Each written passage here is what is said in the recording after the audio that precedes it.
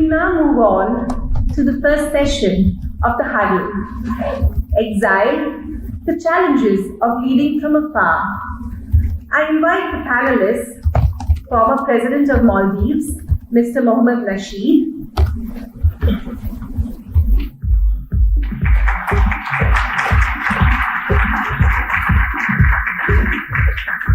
Ms. Farahnaz Ispahani, writer, and Mr. S.P. Chandrahasan, human rights activist, to the stage. I also invite Mr. N. Ram, chairperson, the Hindu group, who will moderate the session.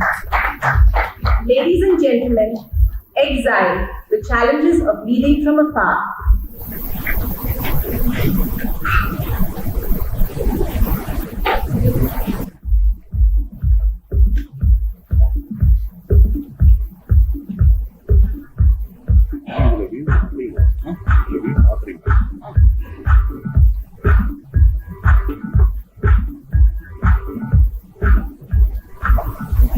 Good morning. The theme for this panel discussion, the opening discussion, is the challenges of leading from afar. The difficulties of being a leader in exile, trying to lead not a retired life, but lead to the extent possible, lead actively, proactively, set the agenda, overcome obstacles. It's quite a challenge, isn't it, doing it from afar? They say a migrant leaves his country for a better life, a refugee for a safer life, and an exile in order to return someday. So I think it's very important to consider the significance of leading from afar, because it's not that exceptional, it's not that rare. And in recent times we've had leaders, President Mohamed Nasheed, Benazir Bhutto, Nawaz Sharif, Sheikh Hasina, etc., have all risked their freedom and safety and returned home to lead their countries. In some cases it ended in tragedy. But this has quite a long history, and I won't go back to very ancient times, but at fairly modern times, recent times. You have the famous example of Ayatollah Khomeini leading from afar, presiding in France, and the architect of the Iran, what is known as the Iranian Revolution, the founder of Iran as an Islamic republic, returning famously on that aircraft in 1979 when the Shah's regime had disintegrated. This, I think, is a very well-known example, and that's one. And then before that, you have Juan Perón, Christ-elected president of Argentina, who went in exile between 1955 and 1973, first in Venezuela and later in Spain. And before that, you have the very famous example of Lenin in exile. There are several books on this subject, but for most of the period 1900 to 1917, Lenin lived in Europe outside Russia and clearly led the revolutionary movement in Russia, returning famously on that Seal train in 1917. And before that, a very famous writer and revolutionary, Thomas Paine, who England-born, a political theorist, pamphleteer, a revolutionary, a philosopher, who actually participated in two revolutions, the American Revolution and the French Revolution. And for much of the 1790s, he lived as an exile in France and was even imprisoned. Later on, returning successfully to the United States, so on. So, and you have many examples before that. So I just want to make the point that this has a long and very distinguished history. The idea of leading from afar, for whatever reason, prevents the leader or would-be leader or ex-leader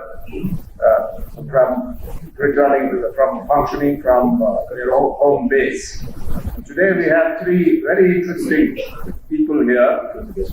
Mohamed Nasheed, former president of the Maldives, the first democratically elected president who mounted a non-violent campaign for human rights, for democracy, against the odds, succeeded and won an election, was overthrown in a coup, and recently he was arrested, imprisoned and tortured over the years on numerous occasions for his political beliefs, never giving up, named by Amnesty International as prisoner of conscience, widely credited for playing an instrumental role in bringing freedom and democracy in the Maldives, but that could not be sustained. And he's now, playing an important global role, action to curb greenhouse gas emissions when he was president and before and after as well. Maldives has certainly suffered a major setback recently because after the highest court in the land acquitted the prisoners. President Nasheed has been sentenced to life. He has to go to the UK for treatment. He spends his time between the UK and Sri Lanka, and we're very fortunate to have him in India now. The situation is still evolving, an emergency on, and the issue of the independence of the judiciary has come to the fore, not just in the Maldives, not just in Pakistan, but also in India recently. I won't go into that we have here. We're very happy to have President Nasheed as our panelist. Farahnaz Ispahani is a global fellow, currently a global fellow at the Woodrow Wilson International Center for Scholars in Washington, D.C. She's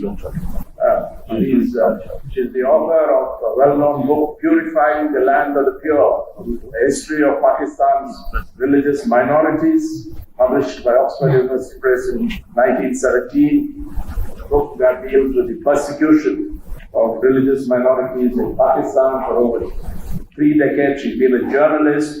She's been a member of parliament, that is Pakistan's National Assembly. And I just found in my contacts Farahnaz Ispahani's contacts, that she was media advisor to the President of Pakistan, member of the National Assembly, and so on. And we were in touch with her fairly recently in Pakistan, just a few years ago. And along with her husband, who is here, who will figure in a later panel, Akami, she also tries to lead from afar, from outside. They cannot return to Pakistan in any kind of freedom. And on my left, I have my old friend, S.C. Chandrahasan, who's had a very distinguished role in setting the terms for how refugees are treated in India, Sri Lankan Tamil refugees. Yeah, he comes from, he's the son of an iconic Tamil politician, Chelva SJV, Chelvanayakam, who was the leader of the federal party. Chandrahasan himself was the leader of the TULF. And he's the founder and chief functionary of the organization of Elam Refugees Rehabilitation. A man who is a lawyer by training, has he sacrificed a great deal to care for his people in a very constructive way, working with the central and state governments of India as well as the Sri Lankan government. A very constructive role. He's been through tribulations in the past. Once was deported. And there was a new concept of deportation. He was deported to a country not his own, to the United States. And if I remember right, when he landed there, he told immigration, I didn't ask to come here, so he was put back on the plane and sent back. Going from being head of state to being stateless at the moment, how does it feel? Any regrets? Well, thank you very much, and it's very nice to be here in India. This is, as you mentioned, this is not my first exile. In 2004, I left the Maldives to Sri Lanka, to Colombo, and we formed a political party in exile. But then we had difficulties in Sri Lanka, not from the Sri Lankan government, but non-state actors, as they call it. We would be better referring them as gangs. And so after we were challenged and attacked in Sri Lanka, we had to leave. I had to leave we left England. And then we started the party in a little town called Salisbury. We ran it for about 1.5 years. We were able to galvanize the people of the Maldives to political activism. We were able to amend the constitution, and we were also, most importantly, able to allow ourselves back in the Maldives as a political party. I sought refuge in the Indian High Commission in Mali, and fortunately, India was able to intervene and sort it out, and to see that I was able to contest the coming elections. I did contest those elections, but then they cancelled the elections. They announced the results. We won the results in the first round of the elections, but they announced the results, and then they had another round of elections, and again we won it, and then they cancelled it again. So we had as many rounds of elections until President Yamin won. And then he finally won. And soon after that, again I was imprisoned, but I was again, with a lot of diplomatic pressure, again from neighboring countries as well as United Kingdom and the United States, I was able to leave the Maldives to Sri Lanka, to England. So we are again trying to see if we will have free and fair elections in the Maldives. As I speak now, as I speak here today, President Yamin has not only purged his own political party, he first arrested his defense minister, Colonel Nazim. Then he arrested every single leader of all the political parties. Then he fell off with his own brother, and then he arrested him as well. And now he's arrested the Chief Justice and other Supreme Court judges. He has declared martial law, and he has overrun the state. So, as I speak here today, the Maldives police, under instructions from the president, is not only beating up the public, but also journalists. And a number of people have been arrested last night and this morning. Leading, or rather trying to give my view while abroad, is far more easier today with Twitter, Facebook, and the social media. In many instances, sometimes I feel that more people listen to me because I am abroad. Perhaps if I were back at home, again we would have divided political alliances in the political parties. But being abroad, we've been able to bring together all the political factions, all the political opposition parties, and we now function as a joint opposition. Yeah, so we hope to again have free and fair elections and win. You are hopeful. You suggested, you made a rather controversial statement suggesting that India could spend a special envoy with military backing. Could you explain that? Because India doesn't seem to have an appetite for intervention after our misadventure in Sri Lanka in the 1980s, late 80s. Well, in my other life, I write. And in 1887, the Sultan at that time did not see eye to eye with the colonial rulers in Delhi or in Colombo. So they sent a gunboat to the Maldives. The military, the troops did not enter Male or did not come on to Male. They had the gunboat outside Male and sent an envoy and asked the Sultan to abide by normal practices. Of course, we do not agree on what Britain was asking at that time, but your question was, what am I talking about? I am, in a sense, talking about gunboat buildings. I am not talking about boots on the ground or invading the markets. Our experience of India is very different. A number of times we've had Indian resistance in the markets.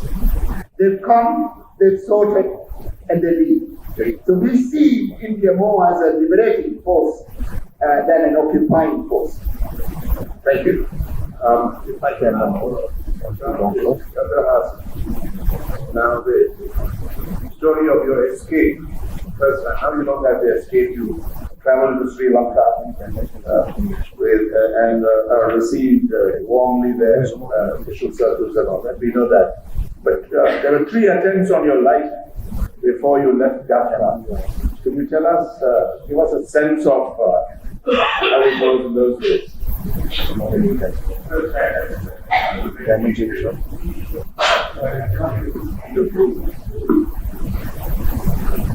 First, congratulate the Hindu group for having taken up this issue of exile, because it's going to be one of the issues that needs to be taken into consideration in view of large numbers of people getting displaced.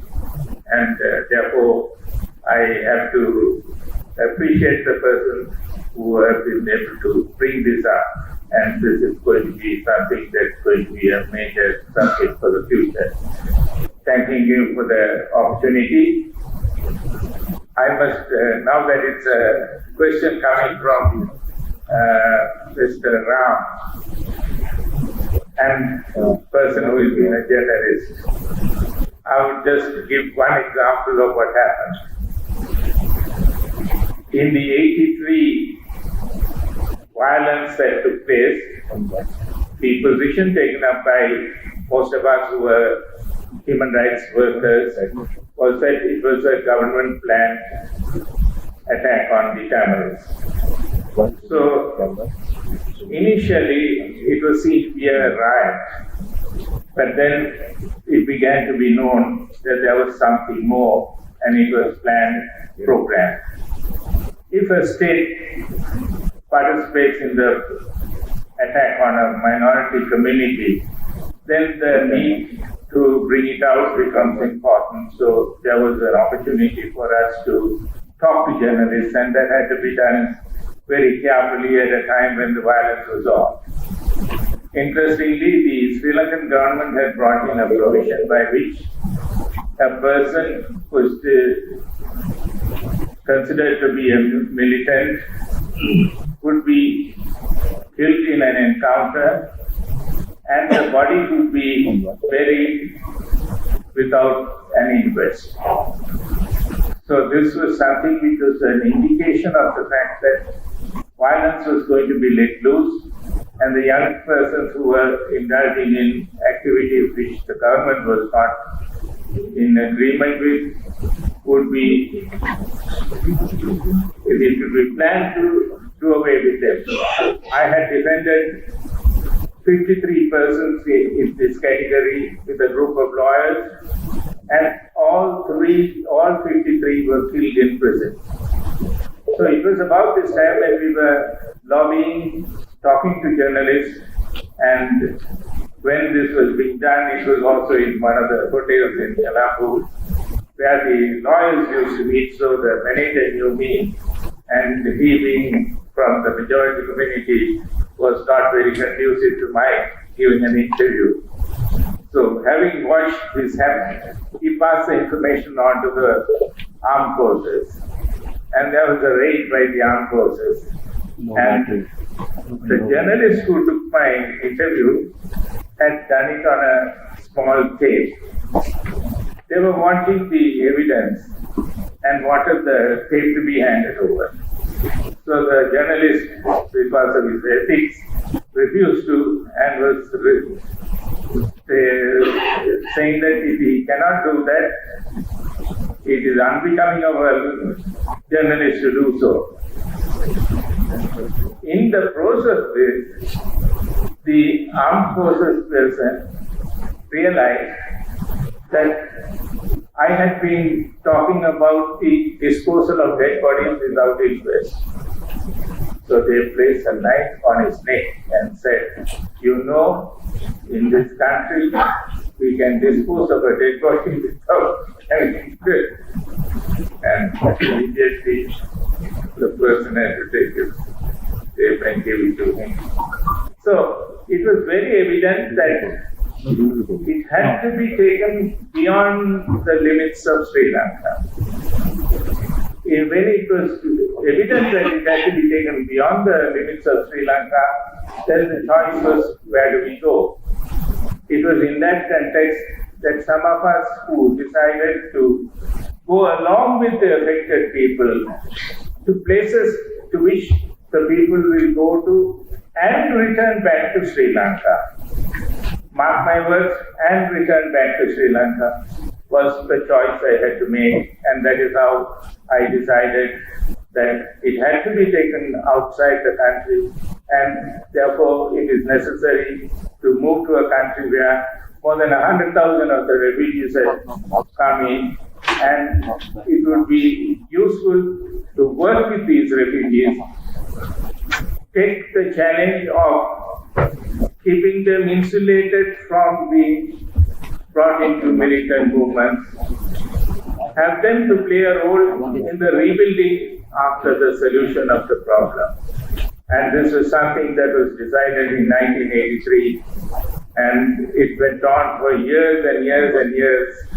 Been saying tomorrow back in Sri Lanka, but it went on till 2010 when I was able to go back.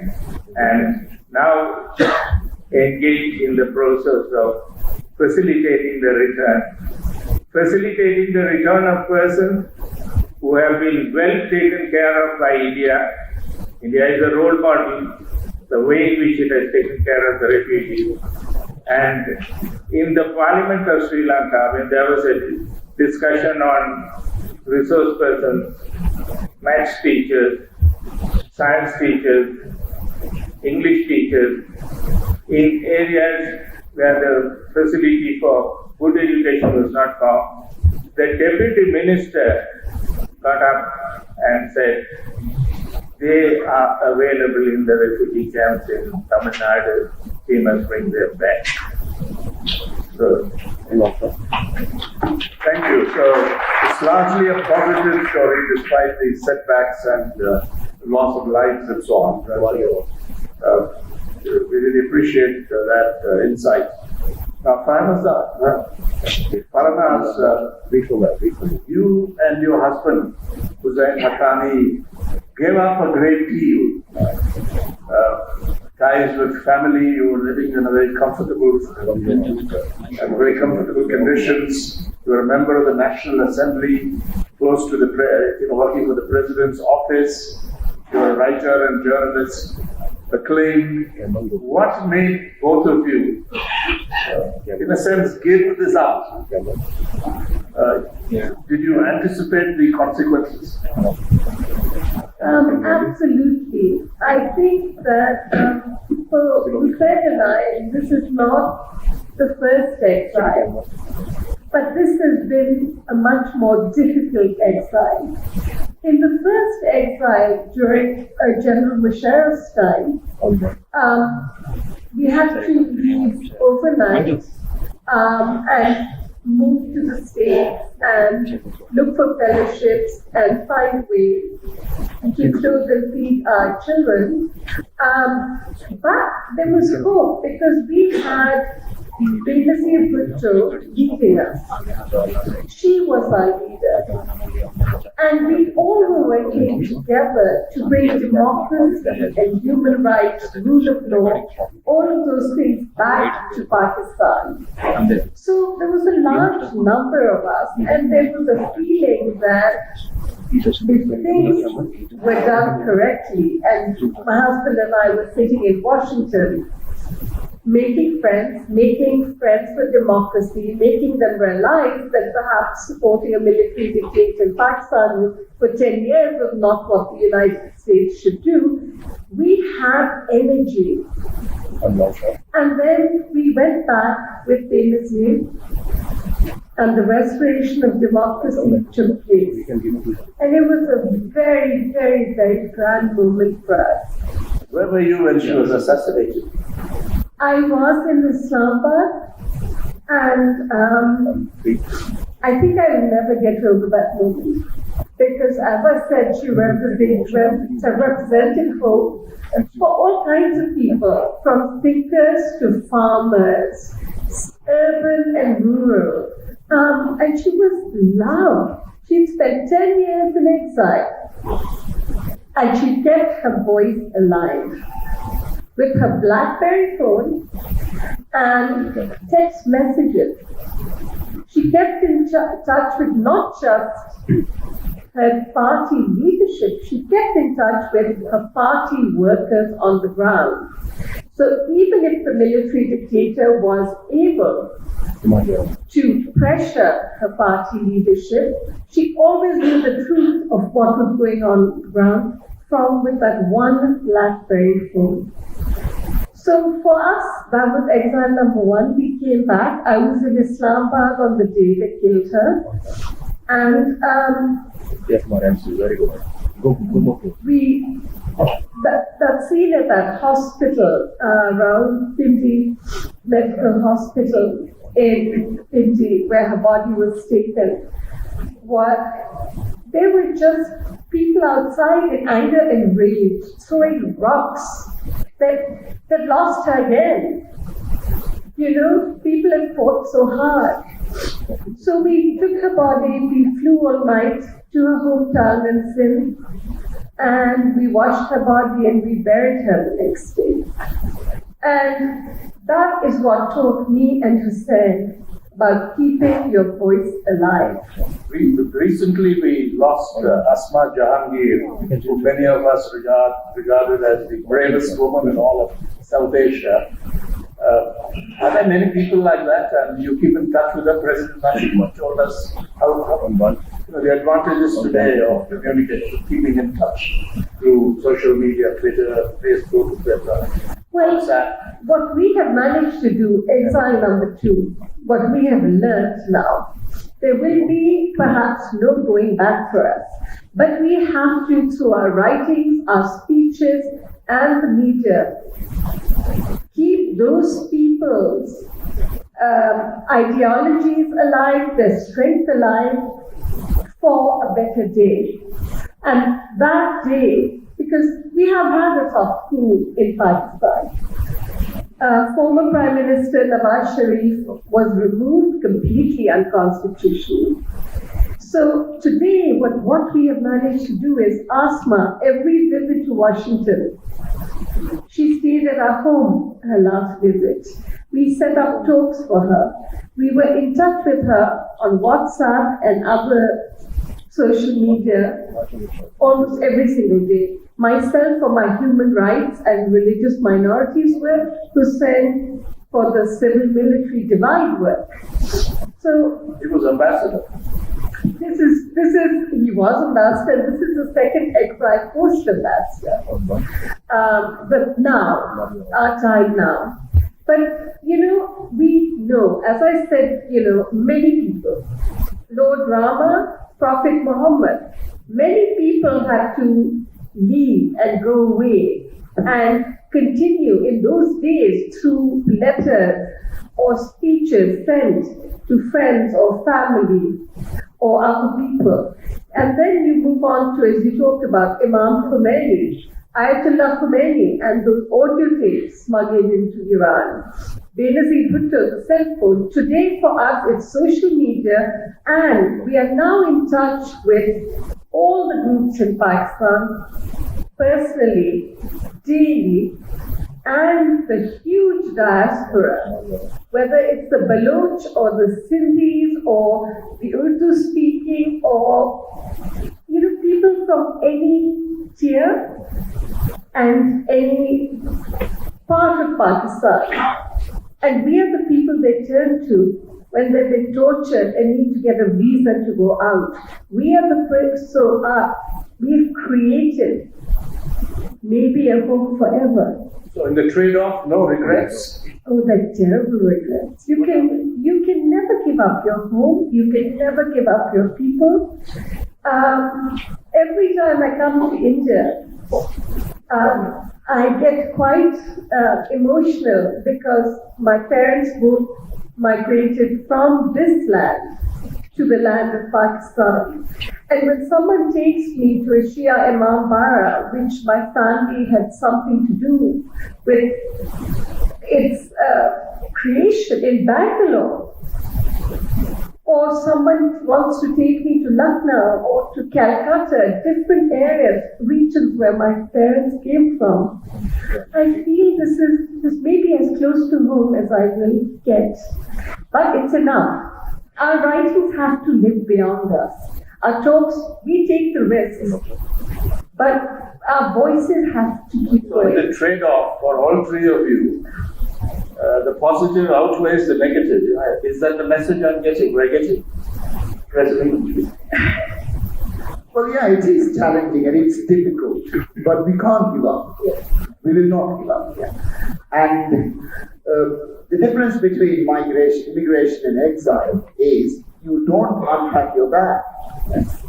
I don't unpack my bag. I live in an empty flat.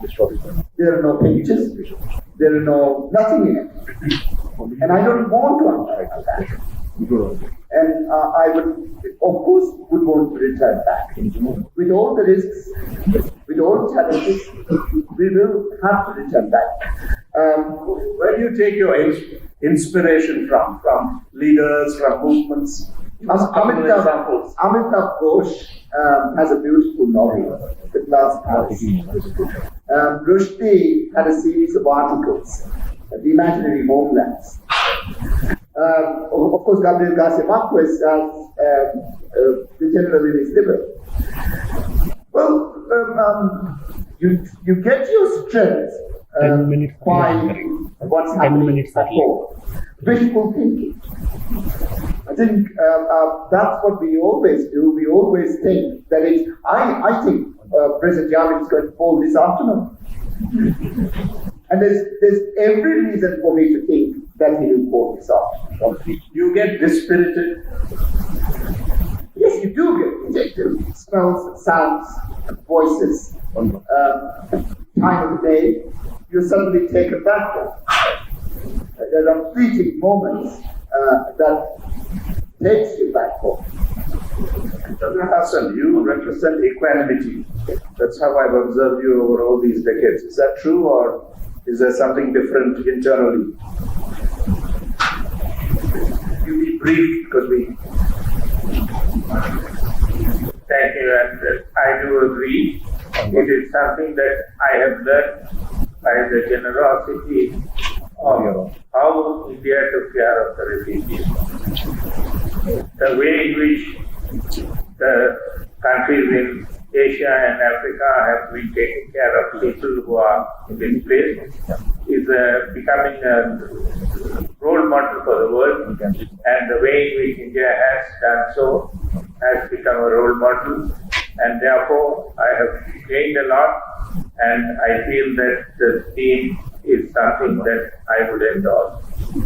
Lobbying with neighboring countries, the international community, is always a contentious business, because sometimes you are accused of disloyalty to your homeland. How do you deal with that, President Nasheed? You've already given us some insights, but if you could complete that. Well, I'm not xenophobic. I'm not racist. And we live in an interdependent world.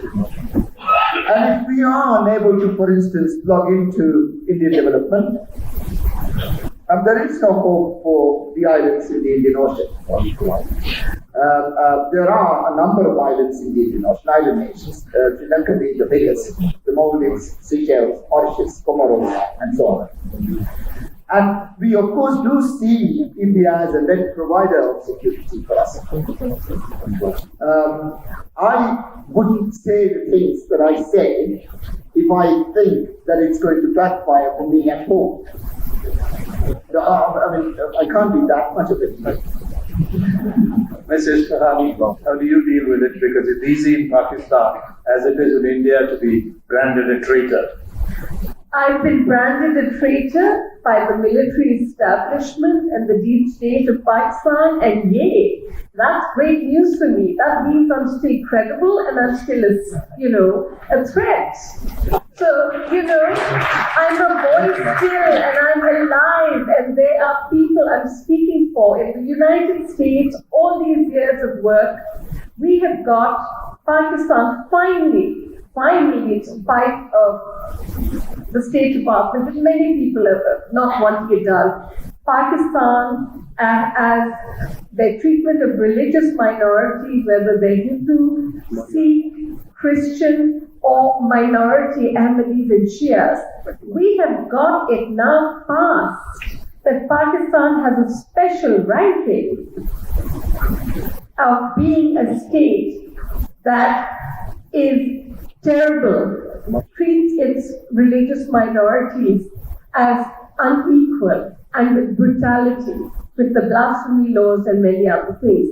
This has never happened before in Washington. And I tell you something, if I was not sitting there every single day working with everyone, I don't see this as selling my country out.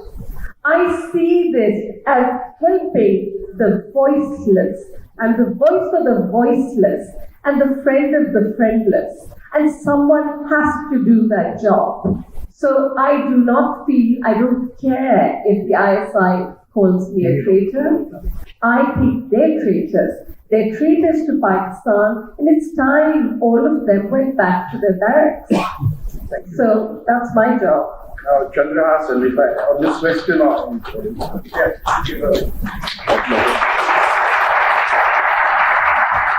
the toll all this takes on families and family relationships, including friends, kids, and so on. How do you balance that with what you set out to do? Because surely some members of your family says this chap is full heart. He's irresponsible, doing all this because we are the ones who suffer. Do you face that situation? You have. I think that's a challenge that all persons in situations like the situation in which I am. I have my dedication to my task. I have to walk back with my people of 100,000 persons who can usher in reconciliation and peace in my country. So my mind is fully absorbed with that, and I am not able to give enough time to my family. So I am guilty of something which I have said. I am willing to undergo this difficulty because there is a greater need. Nasheed, you are in a somewhat different position. You are the founder and leader of a political party. You've been head of state. So clearly these things can be subordinated to your larger political vision or aim. In contrast with our two other panelists who also have other interests. You're also a writer. But was that a problem for you? The toll that it takes on family, because you live in an empty flat. Well, yes, that is a bigger challenge than anything. My immediate family, my wife, Laila, and my 4 daughters. Because I've spent half my adult life in jail to start with. Both my daughters were born while I was in solitary. You were tortured. I've been tortured twice. So of course, I would like to give more time with my family. There's nothing more that I would like to do than that. When you are in retirement, Well, I would like my daughters to be able to give time to their children. And if I hope that I do this for a future generation. I'm not doing this for me. I can, of course, find another life. But there are future generations to come. And if we don't do this now, I can't see how. I can't live to see my daughters being tortured in jail. so how cold-blooded was your choice that I'm a politician first, I'll do it regardless? I'm not a politician. It's an accident of history that I became the president. I was pushed from stage to stage, and finally, there was an election day. People decided to vote for me. So it hasn't really been. I'm not interested in being the president again. But I am very interested in seeing that my children are not tortured. Thank you. Farahnaz, and you? Was it worth it? I think I've made it clear. There are people in life who have to sometimes sacrifice because your love of your homeland there's nothing greater than the country you're born in. So Hussein has been tortured, he's been jailed, I've been abused, I've had some rough stuff too. Yes, I think. But it's in the beginning, people shunned us. People shunned us after memory. I went to the US first and my husband followed. No Pakistani, you know how expats are. No one wanted to talk to us. We were too crazy, we were traitors, we had stood up to the military, and Memorgate has never gone away. But yesterday they issued another warrant for the arrest of my husband. The Supreme Court. The Supreme Court of Pakistan. So we lived with the stress, we lived with no friends, we lived with a lot of our family doubting us. But over time, people know now they can come to us and work with us, and we are there to work for them. And that's it. There's a greater purpose to life. And so in a way, you keep telling yourself that also, so that you're not miserable. It's a two-way street. We still have a few minutes. Would you think of any theme or message to give to people like you in other places who cannot function freely in their native land? My message has always been never give up. And the power of visual thinking. Be optimistic about it.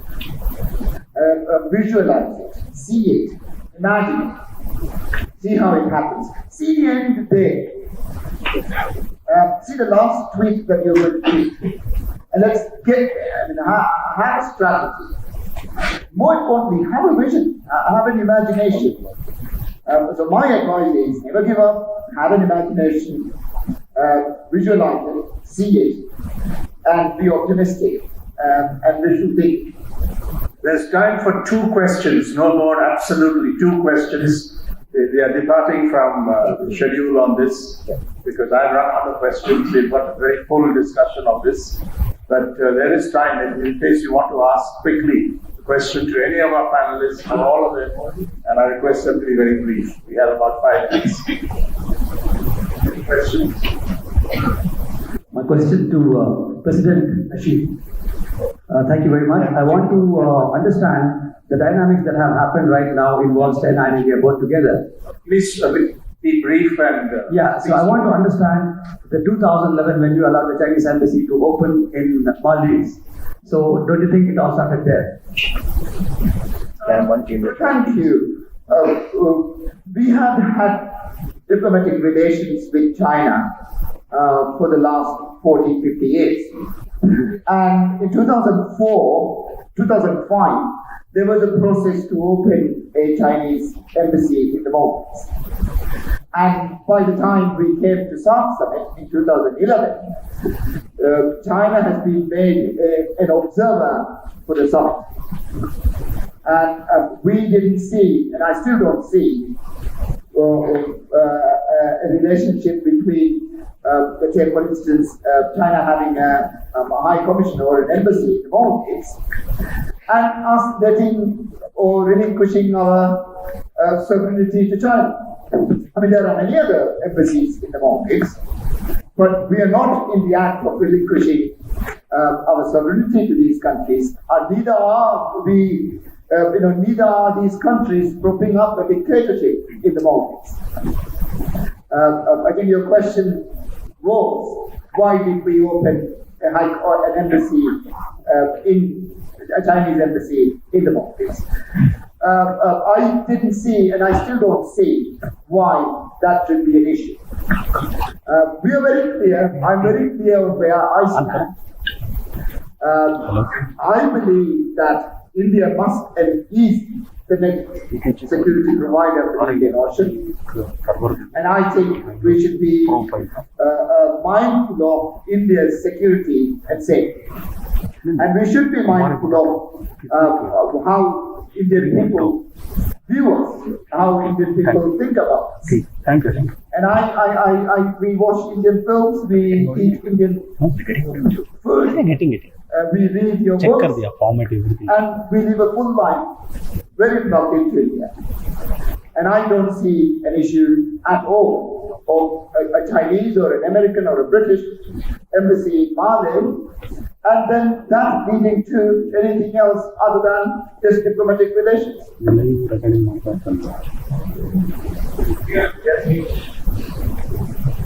My question is to hello, sir.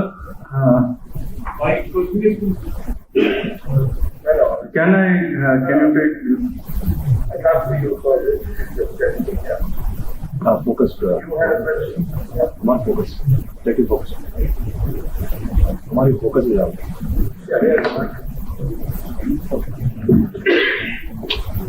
Brief, just a question, no comment, please. Hello, madam. I just want to ask one small thing from you. As you told us now, the ISI of Pakistan is the main culprit, and in their country also they are not doing justice. So do you think somewhere the end of this terrorism and these all acts, and what the Pakistan public feel, what you common people feel about your government, and do you feel what the military of Pakistan is doing is right? Okay.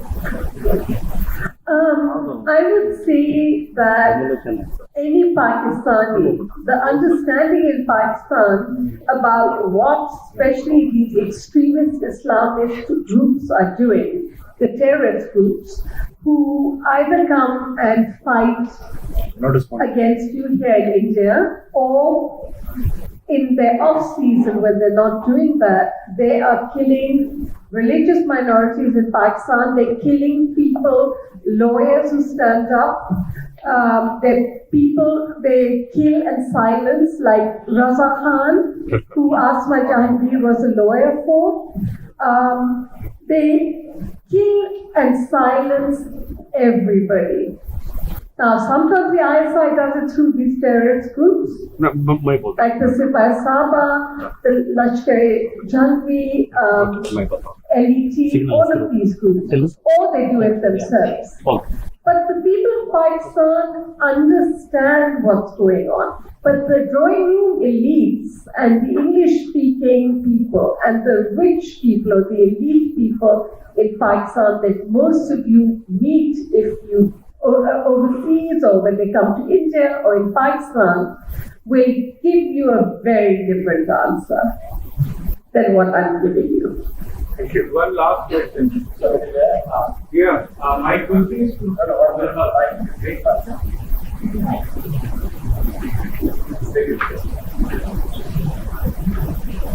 My question is to Mr. Chandrahasan.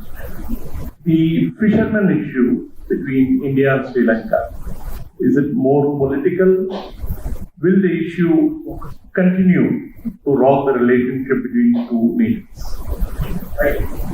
I think there is a lot to expect. We have gone through such a situation in the country that the bottom line in everyone's heart is enough. Let us put an end to it.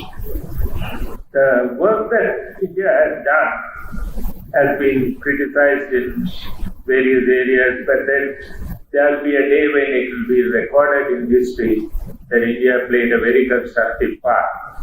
The role of India has to be to walk along, because coming after recovering from a period of a turmoil of 30 years of war, you need assistance in various ways, and nation building is a challenge and reconciliation is important. One of the things we tell the refugees in the camps is to say, you walk out of your camp and just move to the next border, you will find a different language and people with different habits. India is a country which has been able to become a role model for the world, to have so many different languages, ways and means of living, etc. together. It is something that Sri Lanka will definitely benefit, and we have been preparing people to be pluralistic and to take forward, and India's contribution should continue. Thank you.